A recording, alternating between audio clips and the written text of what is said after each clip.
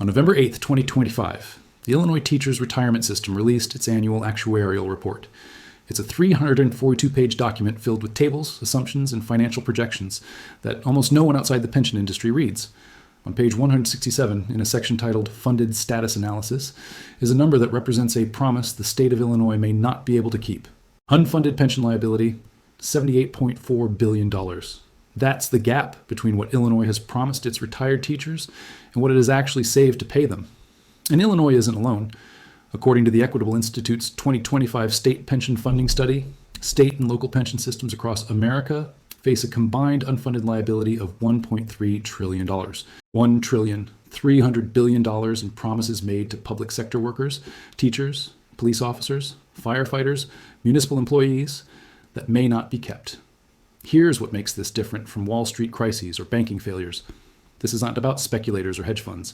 This is about 14.7 million public sector workers who did everything right, worked for 30 years, accepted lower salaries in exchange for pension security, and now face the possibility that the promise won't be honored.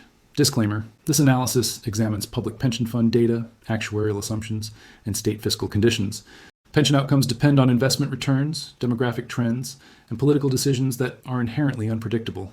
This is educational content, not financial or retirement planning advice. Consult qualified professionals for personal pension and retirement decisions.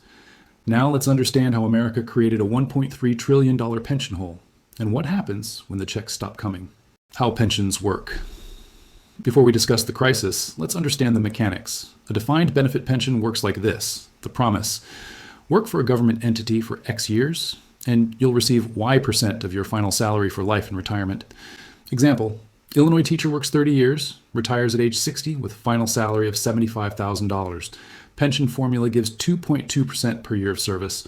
Calculation, 30 years X, 2.2%, 66% of final salary. Annual pension, $75,000, 66%, $4,900 per year for life. If she lives to 85, 25 years in retirement, total payout, $1,237,500, plus annual cost of living adjustments, COLAs, of typically 3%. Total payout exceeds $1.6 million. The funding model. While she's working, the state should be setting aside money each year and investing it so that when she retires, there's $1.6 million in today's dollars waiting. The calculation assumes investment returns of 7% per year. She lives to a certain age, life expectancy assumptions. Her salary growth follows projections. The state makes required contributions every year. When these assumptions hold and contributions are made, the pension is fully funded. Assets equal liabilities. But when assumptions are wrong or contributions are skipped, you get unfunded liabilities, promises exceeding assets. That's the $1.3 trillion hole. The three causes of the crisis. Cause 1, skipped contributions. The biggest driver of pension underfunding is simple. States didn't pay what actuaries said they should.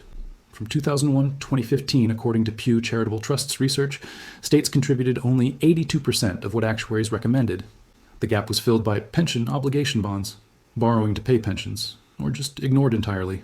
Why did states skip payments? Political incentives. Pension contributions are boring. Nobody gets reelected by fully funding future retirement obligations. But cutting taxes, building stadiums, or expanding programs wins votes. Skipping pension contributions pushes the pain into the future. Someone else's term, someone else's problem. Illinois is the poster child. Between 1996 and 2010, Illinois skipped or underfunded pension contributions by $40 billion. That $40 billion with compounding became the $78 billion shortfall today. Cause 2, overly optimistic return assumptions. Pension funds assume they'll earn 7% annually on investments. This assumption determines how much the state must contribute today. If you assume 7% returns, you contribute less now because you expect investment growth to fill the gap. If you assume 4% returns, you must contribute much more now because you can't rely on high investment returns. From 2000 to 2019, pension funds averaged only 5.9% annual returns, below the 7% assumption. This gap compounds over 20 years into hundreds of billions in shortfalls. And worse, in a low interest rate environment, 2009 to 2021, earning 7% required taking risk, investing heavily in stocks, private equity, and alternative assets. When markets fell, 2008-2022, pension funds took massive hits. CalPERS, California Public Employees Retirement System, lost 24% in 2008-2009. Recovery took years, during which the shortfall widened. Cause 3, Longer life expectancies. When many pension formulas were created in the 1960s, 1980s, life expectancy was lower. In 1980, a 65-year-old retiree could expect to live another 16.5 years to age 81.5. By 2025, a 65-year-old expects to live another 20.4 years to age 85.4. That's nearly 4 more years of pension payments per retiree, a 24% increase in total payout. Actuaries adjust for this, but political systems are slow to update pension formulas. Cost of living adjustments remain at 3% annually, even when inflation is lower. Early retirement provisions, retire at 55 instead of 65, remain in place. The result? Promises made 40 years ago are far more expensive than anticipated. The current state, who's in trouble? Not all pension systems are equally troubled. The variation is enormous. According to the Equitable Institute's 2025 data, well-funded states, 80% plus funded. Wisconsin, 99.8% funded. South Dakota, 97.4% funded. Tennessee, 94.7% funded. New York, 89.6% funded. Nebraska, 88.3% funded. Troubled states, below 60% funded. Illinois, 47.1% funded, 78B shortfall. Kentucky, 47.8% funded, 26B shortfall. New Jersey, 53.2% funded, 65B shortfall. Connecticut, 54.9% funded, 38B shortfall. Pennsylvania, 58.3% funded, 42B shortfall. What the numbers mean: Wisconsin, at 99.8% funded, for every $100 in pension promises, they have $99.80 in assets. Nearly perfect. Illinois at 47.1% funded. For every $100 in pension promises, they have only $47.10 in assets, missing $52.90. Now the difference isn't luck, it's discipline. Wisconsin made full contributions every year, used conservative return assumptions, and adjusted benefits when actuaries recommended it. Illinois did the opposite on all 3 counts. Multiemployer pensions, the hidden time bomb. State and local pensions get media attention, but there's another category that's worse: multi-employer pension plans. These are union pension plans covering workers across multiple employers, typically in trucking, construction, mining, and retail. Examples: Teamsters, Central States Pension Fund United. Mine workers, pension plan, bakery and confectionery union plan. According to the Pension Benefit Guaranty Corporation, PBGC, multi-employer plans are only 42% funded on average, far worse than state pensions. Why so low? Employer exits. When companies go bankrupt or leave the plan, remaining employers must cover their share. This creates a death spiral. Costs rise. More employers exit. Costs rise further. Declining industries. Trucking, mining, and manufacturing have shrunk. Benefit cuts legally difficult.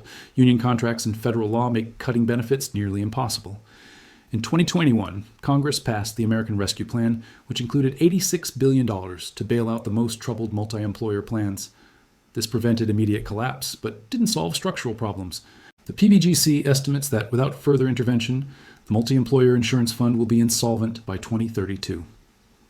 Historical precedent: Detroit and Central Falls. What happens when a government can't pay pensions? We have case studies. Detroit, 2013.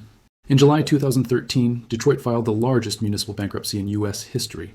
The city owed $18 billion, including $3.5 billion in unfunded pension liabilities. Retirees faced cuts, police and firefighters, 4.5% pension cut, plus elimination of COLAs. General city workers, 4.5% pension cut, plus 90% reduction in COLAs. These cuts were painful but not catastrophic. Retirees still received 95% of promised pensions. But here's the key. Detroit had bankruptcy option. States do not. States cannot file bankruptcy under current federal law. Illinois, New Jersey, and Connecticut can't do what Detroit did. Central Falls, Rhode Island, in 2011. This small city, population 19,000, went bankrupt in 2011 with a pension shortfall of $80 million. Retiree pension cuts, police and firefighters, 55% reduction. Other retirees, 50% reduction. All COLAs eliminated.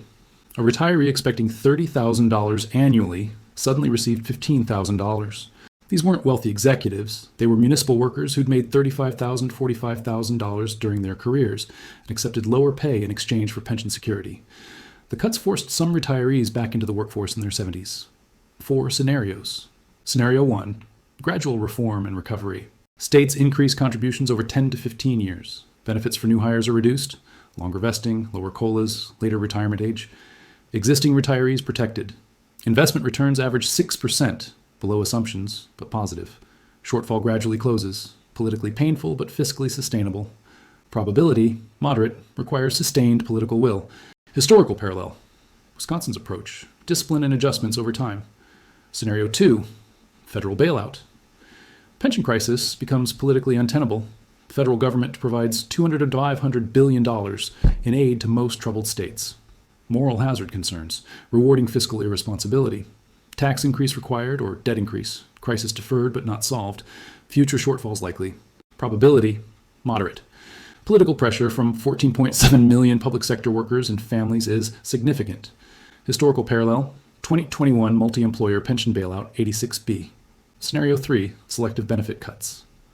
Most troubled states, Illinois, Kentucky, New Jersey, reach point where cuts are unavoidable. COLAs eliminated or reduced. Early retirement provisions ended, possibly 10 to 25% cuts to existing pensions. Legal challenges probable. Unions sue. Courts side with retirees in some states. Illinois Constitution protects pensions, with states in others. Years of litigation, uncertainty for retirees, probability, moderate to high for worst funded states. Historical parallel, Detroit, Central Falls, but at state scale. Scenario 4, two-tier system emerges. Well-funded states, Wisconsin, South Dakota, honor promises fully. Troubled states cut benefits significantly, potentially 30-50% for some retirees. Creates massive inequality. Two teachers with identical careers receive vastly different retirements based solely on which state employed them. Federal minimum pension benefit proposed, but politically difficult. Probability, low to moderate. Most likely if scenario 3 plays out over 5 to 10 years. Historical parallel, no direct precedent, would be new development. Pew gets hurt. Public sector retirees. 14.7 million people depend on public pensions. If benefits are cut 20 to 40%, their retirement security evaporates. Many cannot return to workforce, age, health. Social Security may not fully compensate. Many public workers in states without Social Security coverage. Standard of living falls. Medical expenses become unaffordable. Housing security threatened. Active public workers. Younger workers face reduced benefits, new tiers with less generous formulas. This makes public sector jobs less attractive. Teacher shortages worsen. Police and firefighter recruitment struggles. Brain drain from public sector. Taxpayers. If states increase contributions to close gaps, taxes rise or services are cut. Illinois already pays 25% of state budget to pensions, leaving less for schools, infrastructure, healthcare. Property taxes and high pension cost states rise to cover shortfalls. Who's protected? Private sector workers with 401ks, not affected by public pension crisis. Your 401k balance is your property. The government can't reduce it. Social Security recipients, federal program, separate from state pensions. Faces own long-term challenges, but not the immediate crisis. State pensions face well-funded state retirees. If you retired from Wisconsin, Tennessee, or South Dakota, your pension is secure. The bottom line. The $1.3 trillion unfunded pension liability is real. It's the result of 40 years of skipped contributions, overly optimistic assumptions, and political cowardice. Not all states are equal. Illinois, Kentucky, and New Jersey face genuine crises. Wisconsin and South Dakota do not. For retirees in troubled states, the question isn't if benefits will be cut, it's when and by how much. The most likely path?